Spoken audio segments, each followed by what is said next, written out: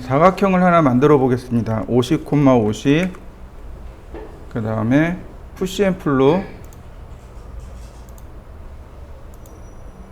사각형을 하나 만들었습니다. 200. 그 다음에 트리플 클릭을 하셔도 좋고 지금처럼 선택을 하셔도 좋습니다. 이동, 회전, 스케일 툴입니다. 이동, 회전, 스케일입니다. 이동, 회전, 스케일입니다. 그 중에 이동 툴입니다.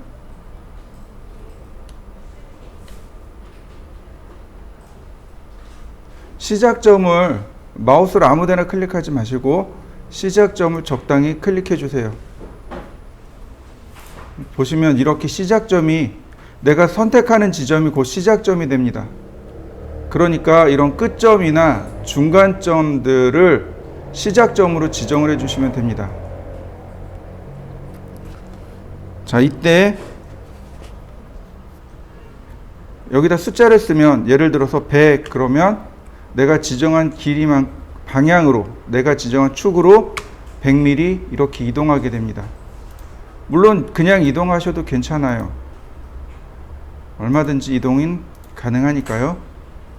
자, 이동 한번 해보시죠. 이동을 시작하기 전에도 좋고 혹은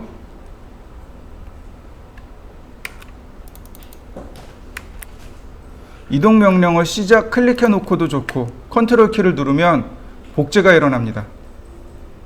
컨트롤 키를 눌렀다 떼세요. 누르고 있는 게 아니고 눌렀다 떼야 됩니다. 컨트롤 키를 눌렀다 떼세요.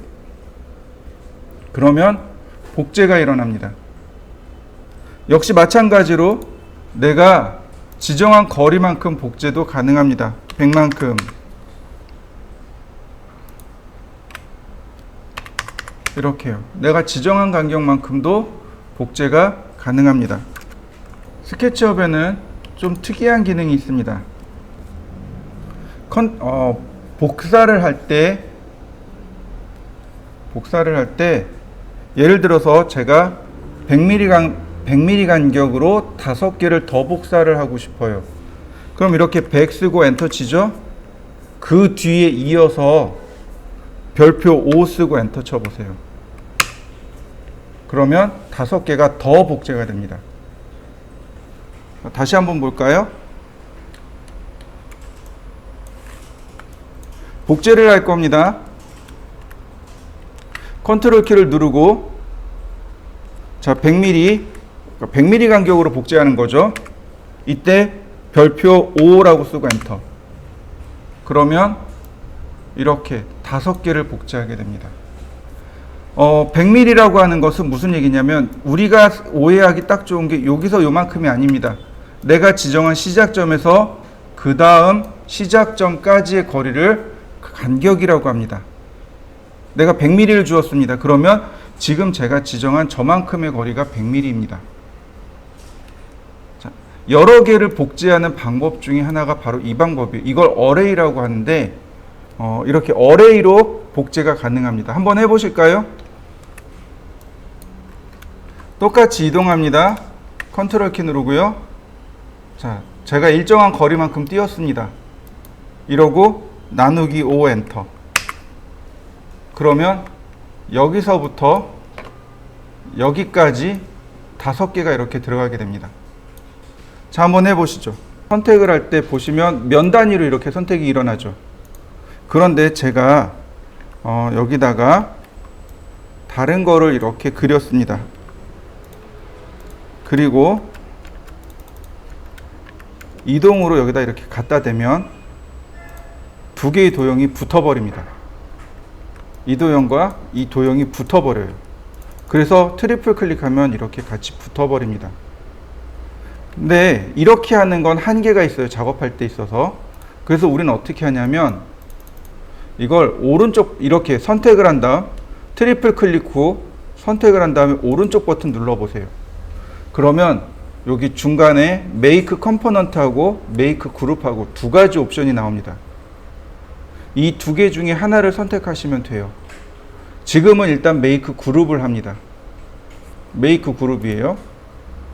그러면 다른 객체가 와서 이렇게 갖다 붙여놔도 붙지 않습니다. 다른 객체로 인식을 해요. 다른 객체로 인식합니다. 자, 이해되시나요? 자, 다시 보겠습니다. 얘는 컴포넌트로 바꾸겠습니다. make 컴포넌트입니다. 컴포넌트는 이름이 들어가요. 컴포넌트는 이름이 들어가고 create 버튼만 누르시면 됩니다. 그러면 자, 왼쪽 것은 그룹이고 오른쪽 것은 컴포넌트입니다. 자, 다시요. 왼쪽은 그룹으로 make 그룹을 했고 오른쪽은 make 컴포넌트를 했습니다. 자, 차이점을 이제 보여드릴 건데 복제를 하고 나면 보여요. 자, 복제를 했습니다. 그룹을 복제했습니다.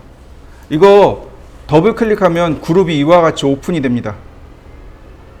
수정하는 방법은 자, 오른쪽 버튼 누르면 자, 에디트 그룹이 여기 중간에 있어요.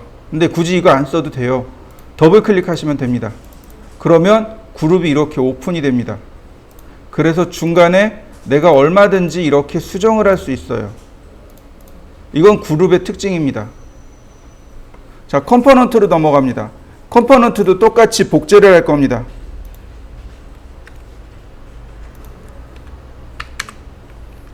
자, 똑같아요. 오른쪽 버튼 누르면 make 컴포넌트라는 기능이 나옵니다. 똑같아요. 더블 클릭하면 됩니다. 여기서 이렇게 수정을 할 때, 복사해서 수정을 할 때 그룹과 컴포넌트가 바뀌어요. 어떻게 되는지 보이시나요? 컴포넌트는 어떻게 되나요? 같이 작업이 됩니다. 같이 수정이 돼요. 컴포넌트는 같은 작업을 할 수 있습니다. 예를 들어서 의자 다리 같은 거 4개가 있잖아요. 4개가 똑같아야 돼요. 뭐 난간 다리 같은 거 다 똑같은 거잖아요. 그러니까 이런 것들은 다 컴포넌트로 작업을 합니다. 그래야 하나를 수정해도 나머지가 동시에 같이 수정이 되니까. 그러니까 우리가 그룹과 컴포넌트를 나누어서 생각을 하셔야 돼요. 자, 다 수정했으면 이거 바깥쪽을 한번 클릭해 주시면 돼요. 자, 그룹과 컴포넌트에 대한 차이를 한번 연습을 해 보시죠. 이번에는요, 절대좌표하고 상대좌표에 대해서 좀 알아보도록 하겠습니다.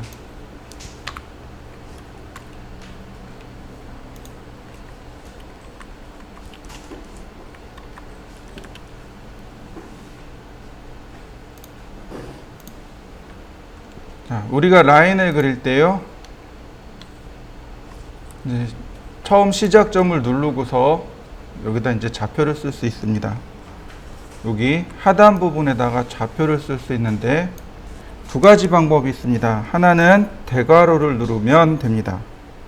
그리고 좌표를 쓰시면 돼요. 자, 이렇게 쓰시면 됩니다. 이렇게요.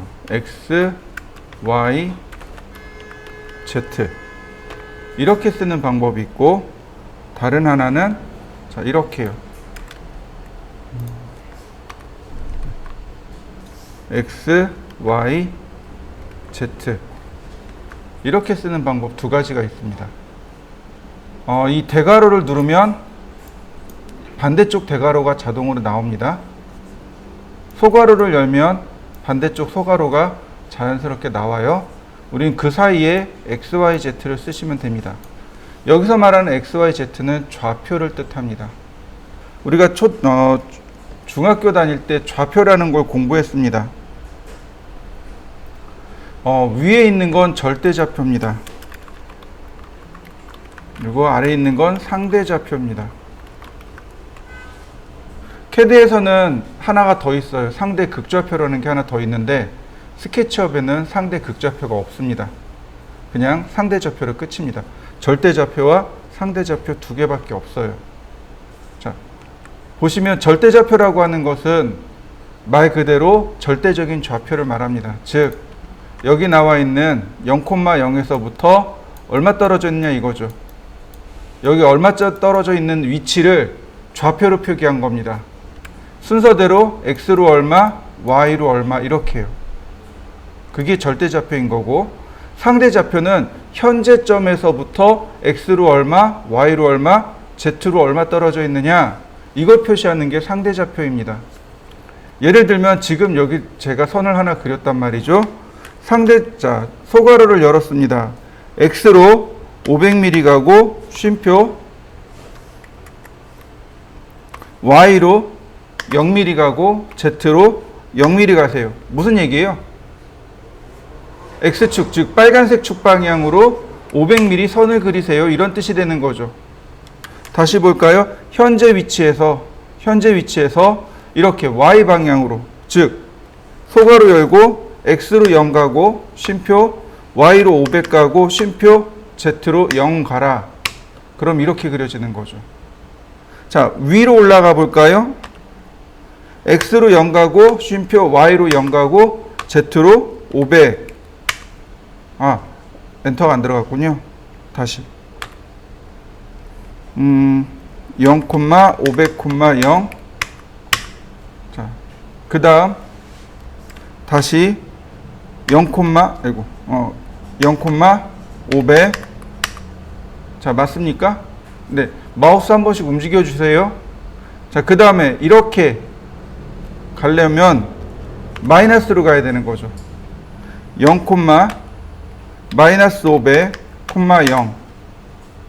z가 0이란 얘기는 현재 레벨에서 움직인다는 얘기예요. 이렇게. 자, 마찬가지겠죠. 0,-500. 아이고, 아이 참네. 0,-500,0. 그 다음에 0,-500. 자, 이해되시나요? 만약에 이렇게 대각선으로 그리고 싶어요. 그럼 마우스로 그리는 게 훨씬 더 편하겠죠. 그럼에도 불구하고 내가 이렇게 좌표로 그리고 싶어요. 그러면 일단 x는 0이고 y로 500이고 z로 500이고. 자, 대각선으로 그려지는 거 맞습니까? 이렇게 좌표를 이용하는 방법이 있습니다.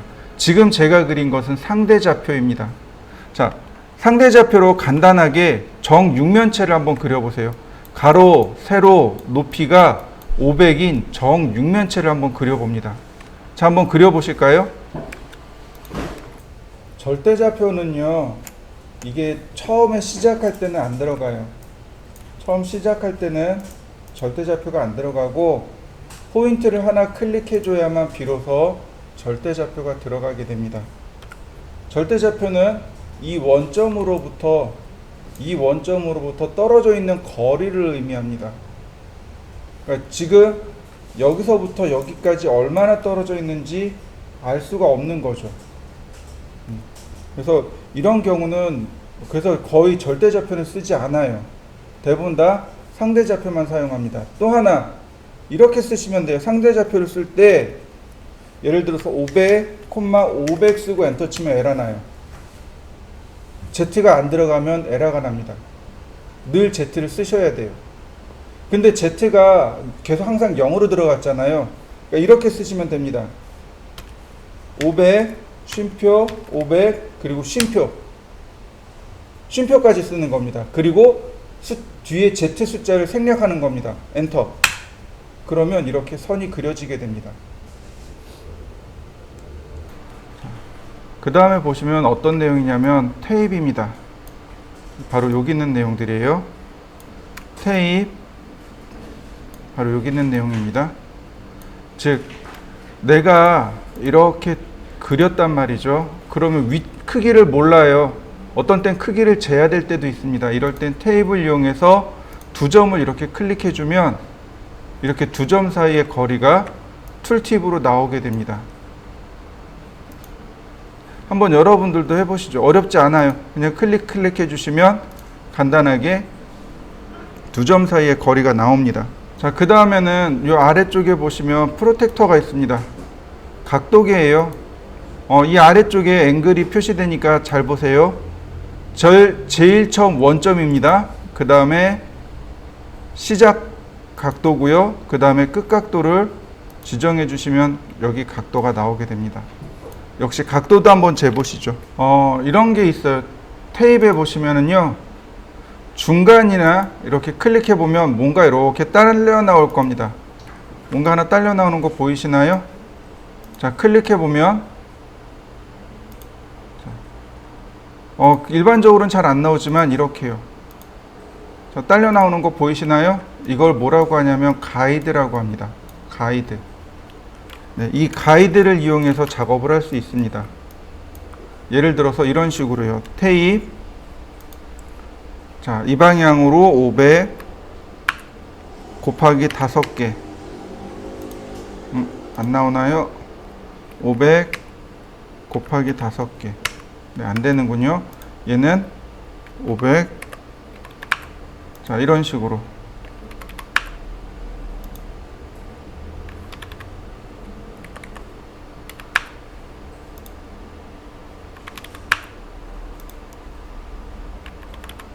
자, 그럼 가이드를 쉽게 끄집어낼 수 있죠? 그러면 이 가이드를 이용해서 이렇게 금방 작업을 할 수 있습니다. 마찬가지로 이 가이드의 방향을 내가 이렇게 지정해 줄 수도 있어요. Z방향으로도 혹은 X방향 혹은 Y방향 이런 식으로 얼마든지 가이드를 지정해 낼 수 있습니다. 자, 보시면 이렇게요. 각도로도 보이시나요? 이렇게 각도로도 들어간 거 보이시나요? 자, 프로텍트를 이용하면 자, 각도 들어가는 거 보이시나요? 마찬가지예요. 선택하고 45도 엔터. 그러면 45도 방향으로 프로텍터를 그려낼 수 있습니다. 그러면 이 가이드를 이용한 작업들이 일어날 수 있겠죠. 자, 한번 연습해 보시죠. 우리가 조그맣게 한 것 중에 이런 게 있어요. 렉탱글. 자, 화살표 방향을 이용해서 그리는 위치를 이렇게 지정할 수 있습니다. 900, 400. 자, 이렇게요. 그 다음에 테이프 메주어 300. 그 다음에 300. 다시 300. 그러면 라인을 이용해서 이렇게 쉽게 그릴 수 있는 거죠.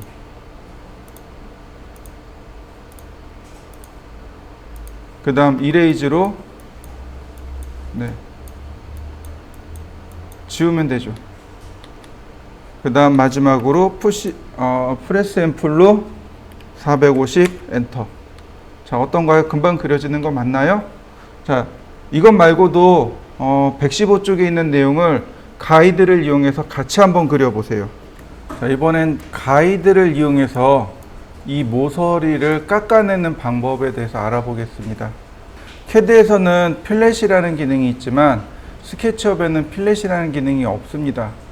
그러니까 어떻게 해야 되냐면 이런 식으로, 자, 테이프 메주어를 이용해서 가이드를 끄집어냅니다. 100 이런 식으로. 그러면 두 개의 포인트가 나오죠. 투포인트 아크를 이용해서 첫 번째 점 클릭, 두 번째 점을 더블 클릭합니다. 다시 한번 볼까요?